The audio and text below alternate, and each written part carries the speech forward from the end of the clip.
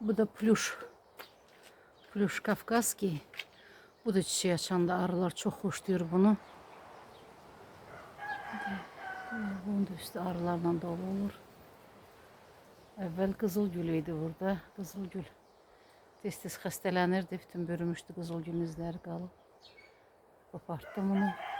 Şimdi bu девичий виноград и плюш.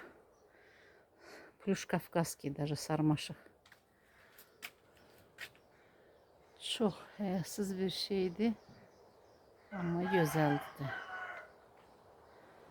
de. Bu jımlısı da hoş duyurlar arılar. Mesela bugün yoktu. Akşam tərəfi olur. Nektar bunda bırakır. Bu jımlısı da. Jımlısı belə götürüp soğurur. Dibinde bal kimi nəsə var. Bax belə. Arılar çox xoşlayır bunu da.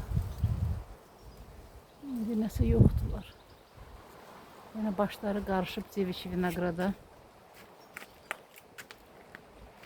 Девичий vinograd orada da besetkanın üstünü örtməmişim. Özüm istedim ki yaşıl olsun. Yəni istəyirəm ki девичий vinograd bir də xmel örtəcək onun üstünü.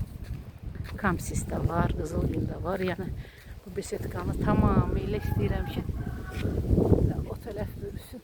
Bunun çiçəkləri belədir. Külək var. Quşlar da çox xoşlayır bunun meyvələrini. Paslayanla güvercinlər olur burada. Bir dənə arı tapdım. Arı aşağıdan gelir.